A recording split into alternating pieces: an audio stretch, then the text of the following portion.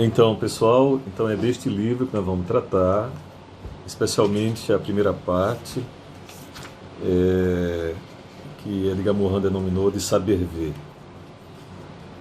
Então, eu vou, nesse primeiro momento, expor o que é o ver para Edgar Morin, nesse texto, quais são as ilusões do saber ver e a relação com o conhecimento. E em seguida, no outro vídeo, a questão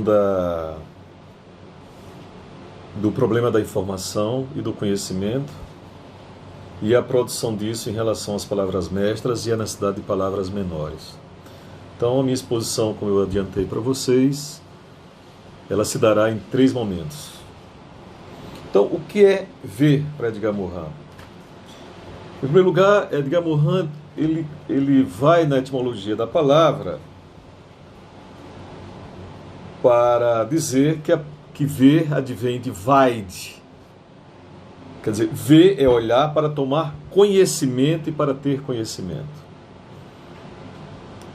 Então, a primeira chave, digamos, reflexiva sobre a questão do ver é esta raiz etimológica que ver é olhar para tomar conhecimento e para ter conhecimento. É importante dizer que olhar e ver tem uma distinção. O olhar é o ato, digamos assim, pela qual a visão se realiza, não é? E relembrando qual é a função, é a visão, e obviamente que os instrumentos são os olhos. Então, essa é a primeira questão. É a relação entre ver e conhecimento. Mariana Chauí, num texto clássico que chama Janela da Alma, Espelho do Mundo, eu recomendo como leitura complementar. Este texto se encontra naquela coletânea organizada pela Adalto Novaes, pelo Sesc, sobre o olhar. Então esse texto é muito ilustrativo desta ideia que eu estou apresentando para vocês, da relação entre ver e tomar conhecimento. Então lá, cito a Chauí, ela faz uma definição que eu acho que esclarece mais ainda esta raiz etimológica que ela apresenta. Aliás, eu quero me corrigir, eu falei que Edgar Morin que recupera a ideia do Weiss, na realidade é da própria Chauí, presente lá no texto. Então, citando a Chauí, ela diz: esse laço entre ver e conhecer, de um olhar que se tornou cognoscente, não apenas espectador desatento, é o que o verbo grego eidor exprime. Eidor significa ver, observar, examinar, fazer ver, instruir, instruir-se, informar, informar-se, conhecer, saber, e é da mesma raiz do latim vidior, que significa ver, olhar, perceber, e relacionada com a palavra visor, que significa visar, ir ver, examinar e observar. Isso está na passagem da página 35 do texto. Então veja, dos 5 sentidos, diz a Mariana Chauí, somente a audição rivaliza com a visão no léxico do conhecimento. Os demais estão todos ausentes ou operam com metáfora da visão. Por exemplo, falamos em captar uma visão ou agarrá-la, falamos em beber ideias ou opiniões naquela fonte ou nesta fonte, em tocar neste ou naquele ponto. Em português, Chauí diz, por vezes dizemos, tem ou não tem cheiro de verdade esta coisa, né? Então veja, por exemplo, agora o sentido desta metáfora em relação às fake news. Como é que nós distinguimos aquilo que olhamos para tomar conhecimento e para distinguir aquilo que é falso e de verdadeiro? Ou seja, o que é aquilo que tem cheiro de verdade e aquilo que não tem cheiro de verdade. Portanto, aquilo que não cheira bem torna-se suspeita, né? Além disso,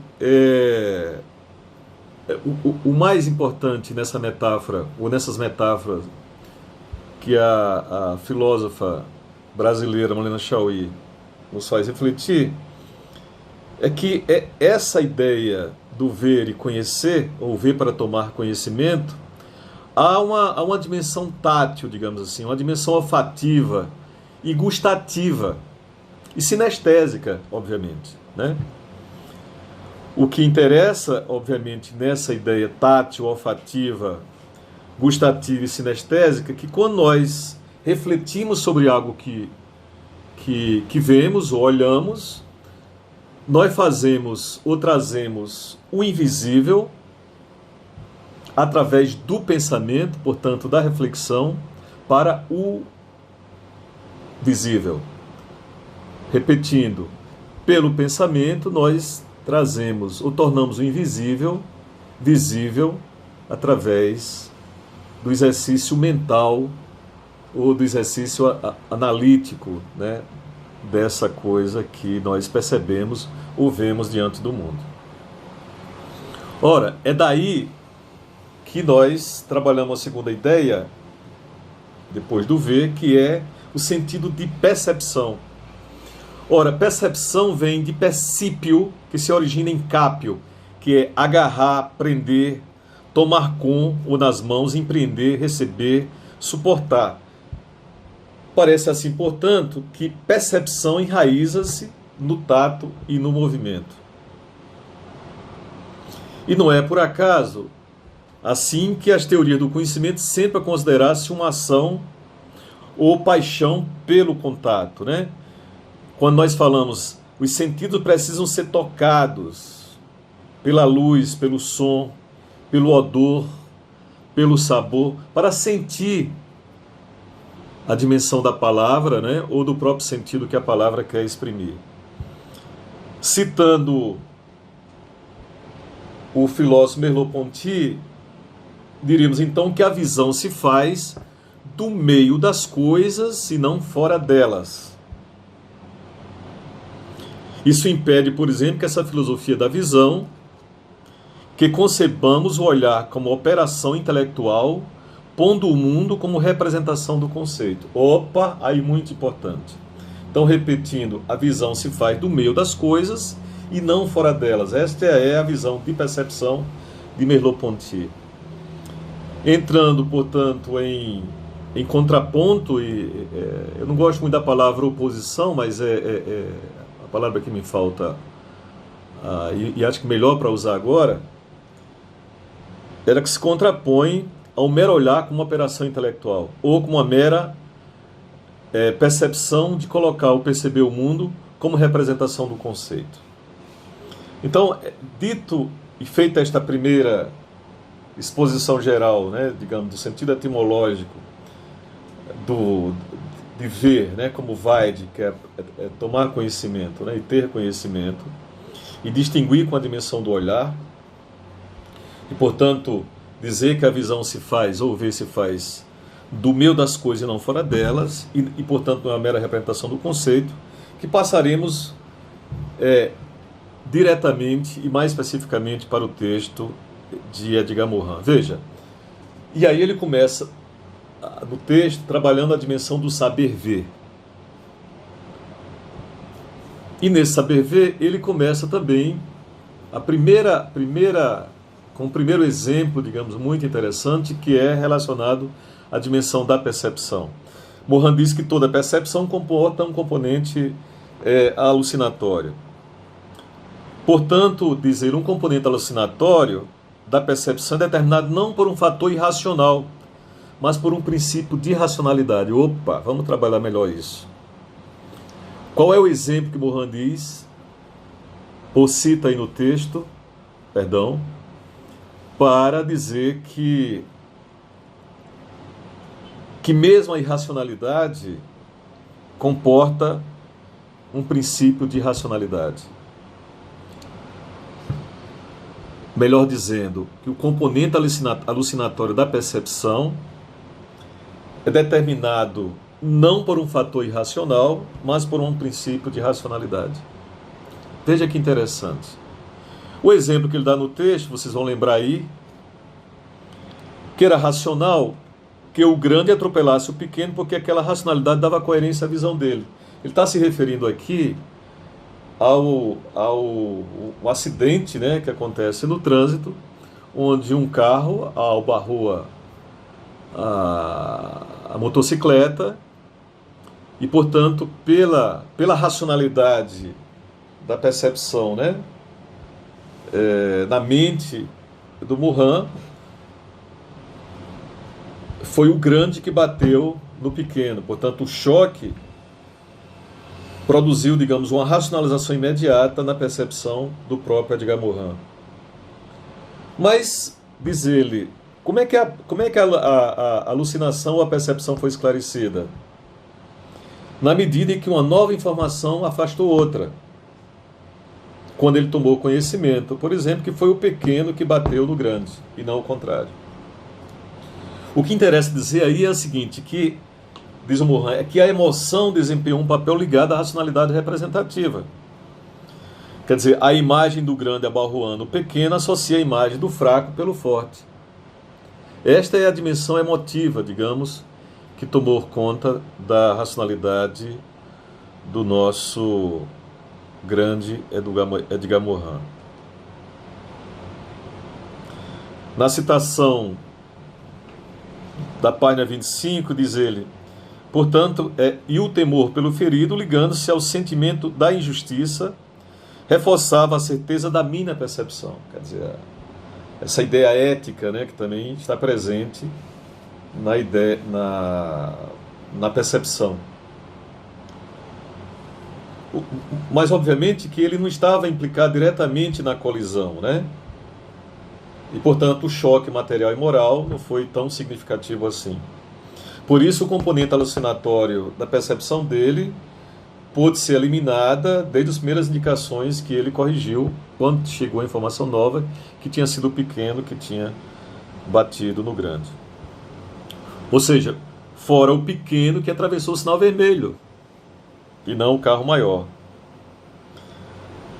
Resumindo, portanto, esta passagem de que a percepção comporta um componente alucinatório, é importante dizer o seguinte: assim, não é somente a intrusão de um componente alucinatório afetivo ou mágico que nos pode enganar.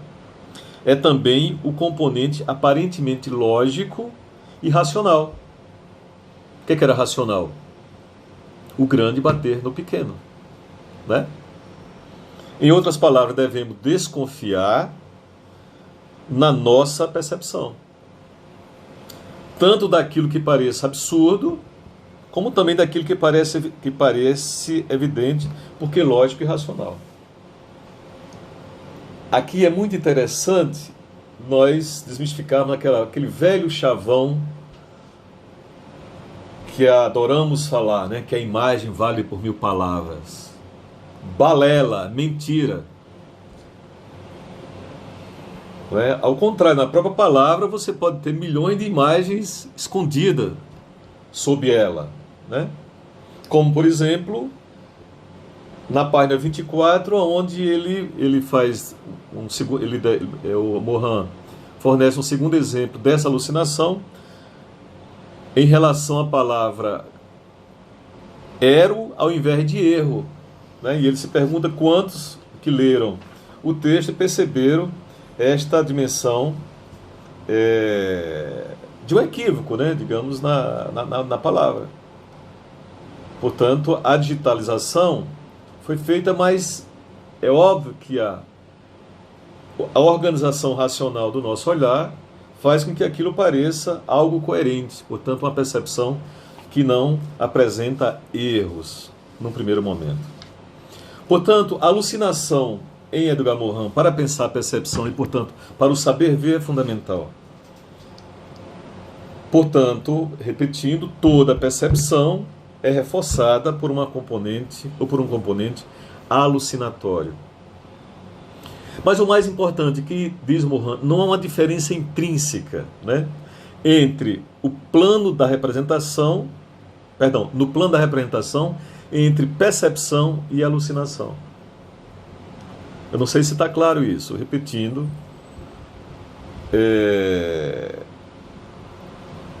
para reforçar e para fixar melhor esta ideia de que toda percepção é reforçada por um componente alucinatório. É porque também não há diferença intrínseca no plano da representação entre alucinação e percepção. Né? Quer dizer, há uma componente de racionalidade naquilo que eu percebo. Deixando mais claro isso, né? Vamos usar o explicare, que é desenrolar os argumentos, né? Ou como diria o Descartes lá no método, é construir cadeias lógicas de raciocínio. Diz Morin, a visão do alucinado tem as mesmas características que a percepção real para o não alucinado. Por quê? Porque a visão deste alucinado é dotada também de um sentimento integral da realidade. Né? Portanto, real é aquilo que eu percebo como realidade e faz sentido na minha percepção. Portanto, a percepção é um processo circular que se faz na projeção sob a forma de visão da representação mental sobre fenômenos exteriores dos quais se originam. Repetindo, uma primeira definição, portanto, de percepção, na página 26, diz Morin, a percepção é um processo circular que se realiza na projeção sob a forma de visão da representação mental sobre fenômenos exteriores dos quais se originam. Nesse sentido, todos, em casos extremos, por exemplo, podem estar sujeitos a alucinações. Por exemplo, em situações de cansaço, de estresse, condições de angústia, exaltação ou eixos coletivos. Por exemplo, esse momento que vivemos no mundo, né? Atravessamos o problema do Covid-19 ou do coronavírus. Certamente, há muitas componentes alucinatórias diante do que está se produzindo com este fenômeno. Muito fenômeno de estresse. Portanto, a percepção sobre o fenômeno tem uma componente de muita alucinação também. Quando nós formos lá à frente trabalhar com as ideias de subinformação, superinformação e pseudoinformação, nós vamos perceber boa parte dessas componentes alucinatórias presentes diante desse fenômeno contemporâneo. Mas, e aí distinguindo percepção de alucinação, Morin diz, alucinação é uma representação provocada por estímulos cerebrais internos. E qual é a distinção fundamental para estruturar a sociedade entre percepção e alucinação?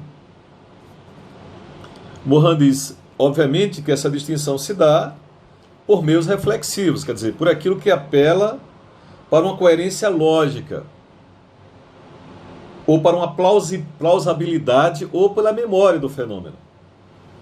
Por exemplo, quando dizemos, não, isso não é possível, isso não existe. Ou, obviamente, também para referências exteriores. Quando dizemos assim para a pessoa, será que você está vendo a mesma coisa que eu?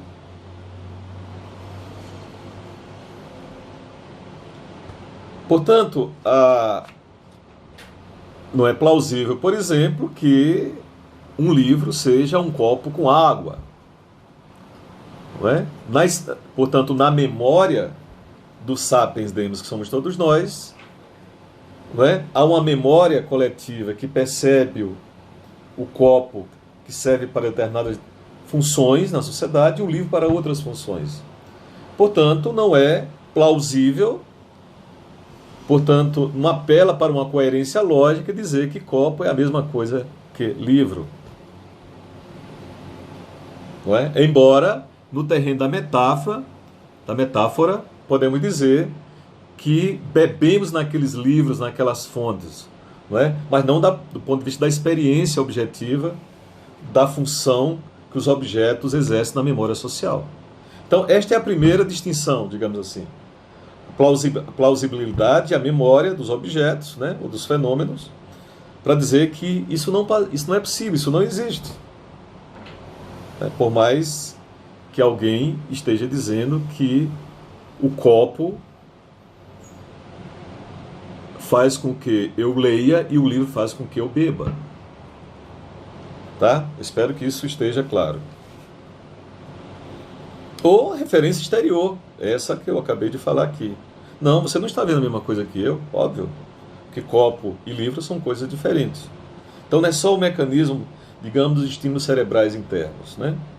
Resumo, portanto, para esta ideia de distinção entre percepção e alucinação, seria a seguinte: quer no sonho, quer na alucinação, a distinção entre a visão real e a ilusão não é dada imediatamente. Cito Morin: com efeito, vivemos nossos sonhos quase sempre como se eles fossem a nossa realidade. Quais são as estratégias, portanto, que o Morin sugere de elucidação da alucinação? Claro, é muito fácil de Morin elucidar quando a alucinação é muito extravagante, né? Quer dizer, quando aquilo que experimentamos é muito forte, digamos assim.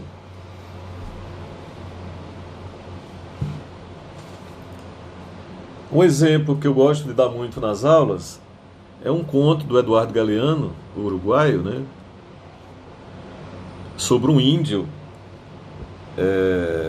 que todos os dias tocava um instrumento numa esquina, um violão, e um certo dia uma pessoa chegou e disse: olha, eu vou te dar um violão de presente. E deu o violão. No outro dia a pessoa passa e o índio continuava a tocar seu instrumento imaginário e a peça física do objeto, o violão, estava ao lado do índio. Quer dizer, essa é a elucidação extravagante. O que é real, o que não é real? Nós temos duas realidades, não é? Só que uma é factível enquanto experiência do que o objeto exerce na memória social e outra não. Mas óbvio que eram dois violões, né? Um na ordem do imaginário e do simbólico e outro na experiência da objetividade das funções que os objetos exercem no mundo. Mas não dá para dizer que o objeto imaginário do índio não é real. Portanto, é muito difícil, digamos assim, quando o sujeito acredita antecipadamente na realidade dos fantasmas, espectros, espíritos que lhe parecem, ou que lhe aparecem. Mas, diz Morin, é igualmente difícil também quando se trata de alucinação coletiva, pois a referência a outro inverte o seu valor de verificação. Nós podemos citar, nesse exemplo de alucinação coletiva, as seitas políticas e religiosas, né? Se nós levarmos em consideração a situação atual do Brasil, nós temos vários exemplos desse fundamentalismo no plano da política, né? Subsumido, digamos aí, numa ideologia fortemente teológica e por vezes moralista em relação, por exemplo, à questão da sexualidade, do gênero, fazendo com que surja na esfera política e na esfera coletiva uma ideia de um sujeito do mal, né, do sujeito da impureza social, que são aqueles, por exemplo, que pensam o diverso na sexualidade, que pensa a política de outra maneira, o que pensa, por exemplo, a inclusão de tudo que é diferente na esfera coletiva, que pensa no plano da democracia, por exemplo, né? Quer dizer, que pense no plano, como diria Edgar Morin, onde inclua o antagônico, né? O divergente, mas também que inclua a complementaridade. Esse é o plano, digamos, de uma verdadeira democracia cognitiva. Então, as seitas, por exemplo, religiosas, elas são muito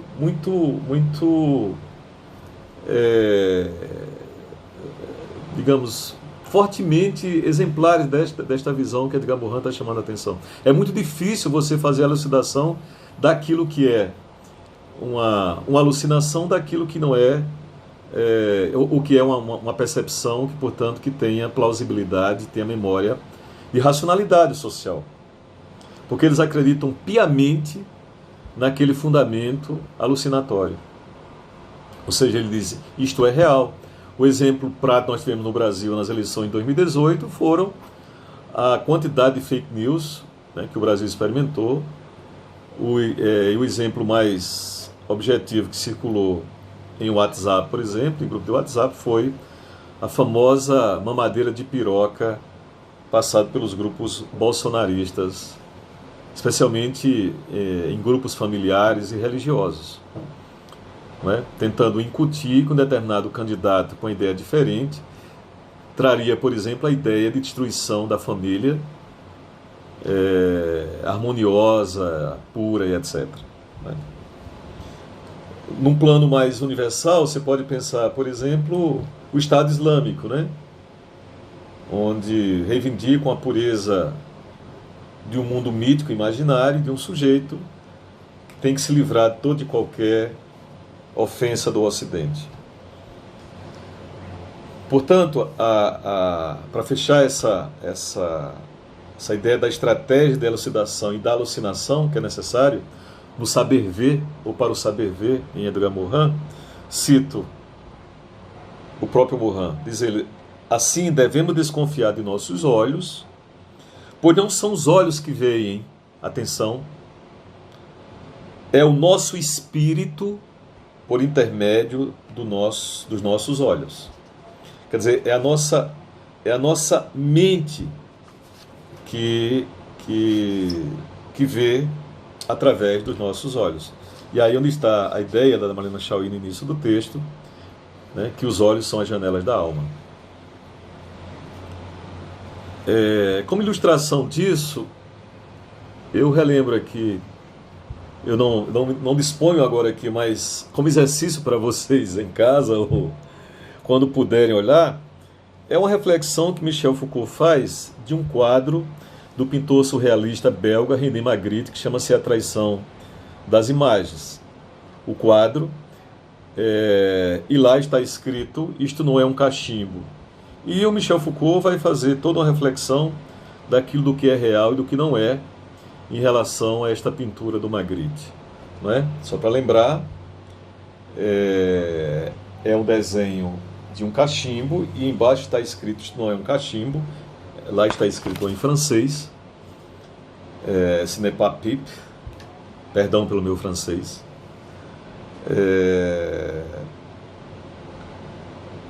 E o paradoxo não é um cachimbo porque é um quadro, mas no quadro percebemos um cachimbo, que embaixo dizemos que não é um cachimbo. Então veja, nós sabemos que na experiência coletiva o que é o cachimbo, né? Mas obviamente que o cachimbo que está presente no quadro não tem a mesma função e a mesma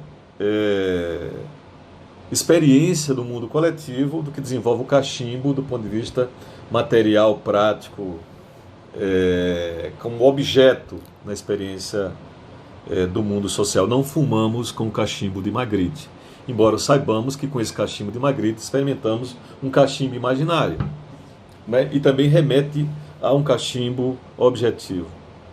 Ora, este quadro, na realidade, remete, pós essa ideia da elucidação, né, da alucinação e da percepção, a ideia de testemunho, que é uma ideia muito importante. Eu sugiro que leiam com bastante cuidado esta passagem, porque serve bastante para as nossas pesquisas, né?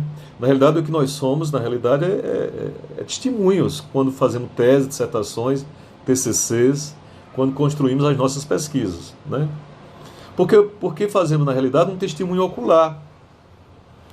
Mas é bom dizer, diz Morin, que esse testemunho ocular não passa de um elemento para um trabalho de reconstrução e verificação através de confrontações dos dados.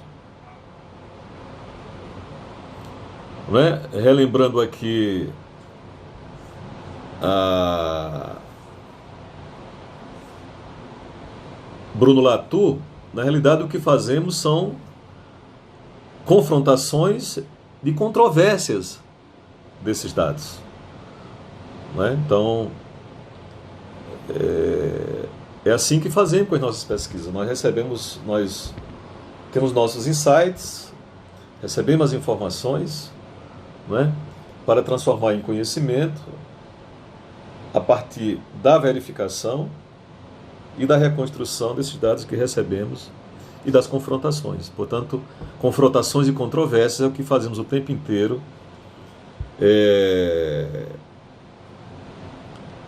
com o testemunho ocular que exercemos. Ora, e o que fazer com as informações e ou com os dados de nossa pesquisa? Morin relembra que não devemos esquecer que a palavra pesquisar significa buscar informação sobre algum assunto, etc. E a palavra pesquisa significa pesquirere. Pesquirere, diz Morin, etimologicamente significa procurar cuidadosamente. Pesquisar cuidadosamente. É assim que nós fazemos, repetindo, com as teses, com as dissertações, não é? Num texto, num relatório de pesquisa, para um TCC ou para uma publicação em artigo. É o pesquisar cuidadosamente, é o pesquirere que nós fazemos. Para percebermos, a partir das confrontações e reconstrução e verificação dos dados, as controvérsias que aquilo se apresentam na pesquisa. Assim, pesquisar é uma tarefa de serendipidade. Serendipidade é uma expressão que o Morin gosta de usar também. Ele diz que esse termo serendipidade advém da prática dos arqueólogos, né? Que é procurar cuidadosamente. O que é que o arqueólogo faz, né? Ele descobre lá uma peça,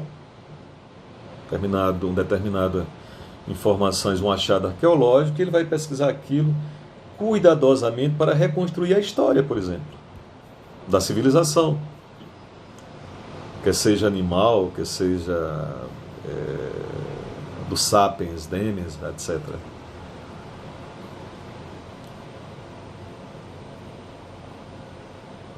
E, portanto, o pesquisar é o objeto de seleção e organização das informações em conhecimento. É assim que fazemos no processo do pesquirere, né? Quer dizer, nós selecionamos e organizamos as informações e as transformamos em conhecimento. E fazemos isso a partir de uma procura cuidadosa, né? Ou de uma serendipidade, de uma lentidão.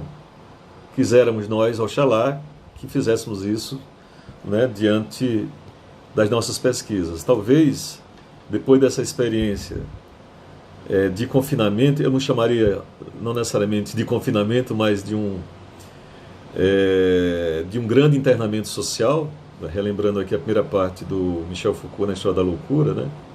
Nós já vivíamos esse grande internamento com a esfera digital, que se aprofunda agora com o internamento compulsório. E, portanto, estabelecemos novas imunologias, como diz o Peter Sloterdijk.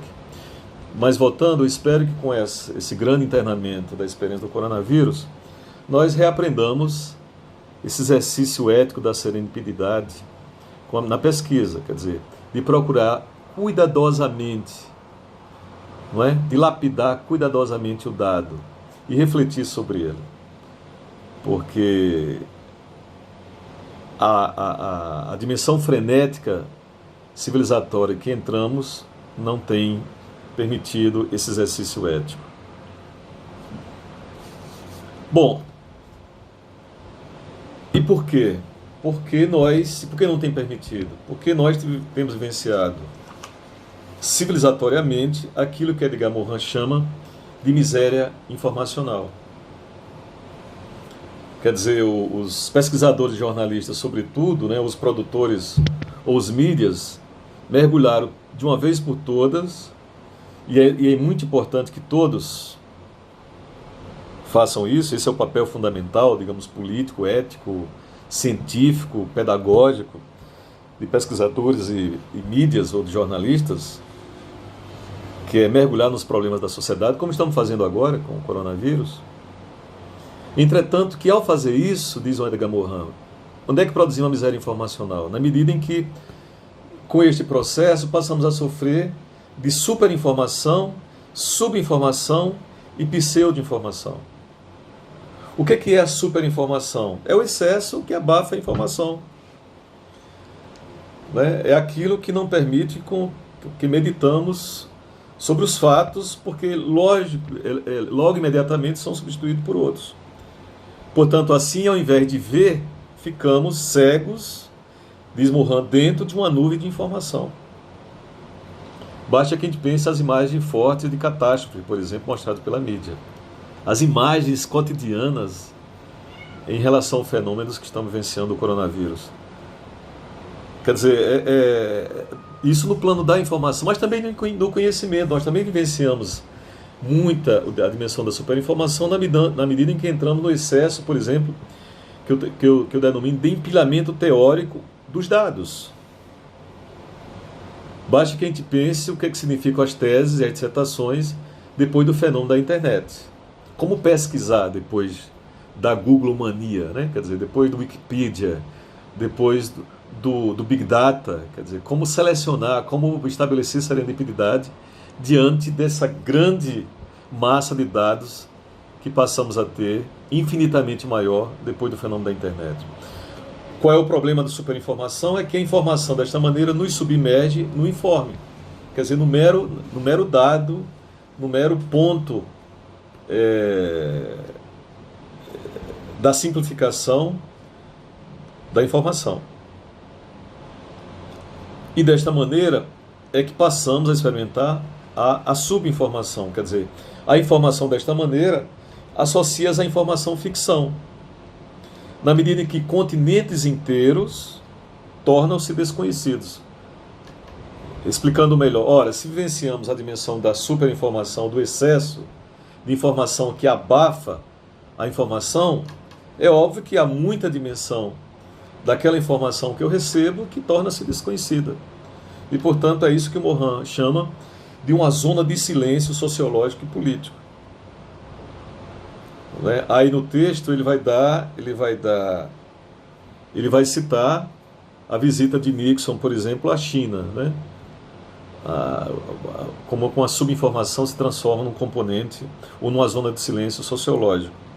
Eu não vou repetir aqui. Ou a era do stalinismo, por exemplo, com a pseudo-informação, ou com o nazismo. O nazismo foi um grande produtor de subinformação.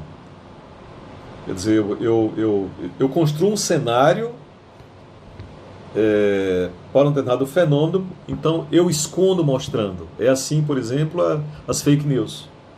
Ou as deepfakes, por exemplo, que nós vamos passar a vivenciar fortemente, certamente, nesse cenário pós-coronavírus, se houver eleições em 2020 ou nas eleições de 2022. E pós a subinformação, nós entramos na terceira dimensão da miséria informacional, diz Edgar Morin, que é a pseudo-informação, que na realidade é a mentira como verdade. É aqui a fake news que Morin, num livro de 1981, já apontava como algo fundamental do ponto de vista sociológico. E o que é a mentira como verdade ou a pseudo-informação? É aquilo que não se vê o que é e vê-se o que não é. Assim, o que não é uma vil calúnia. Repetindo, o que é a mentira como verdade? Não se ver o que é, vê-se o que não é. Assim, o que não é, é. O exemplo, as fake news. Não é? As fake news é aquilo que não é, mas, e termina sendo algo verdadeiro. Quer dizer, o que não é, é. E, portanto, não se vê o que é diante daquilo que recebemos. Bom, esta é a primeira parte, digamos assim, da exposição. Voltarei depois, noutra exposição, para falarmos da questão da informação, da distinção em relação à questão da ideologia ou da virtude da própria informação. Tá bom? Voltaremos no segundo vídeo para tratar especificamente da informação. Beijo.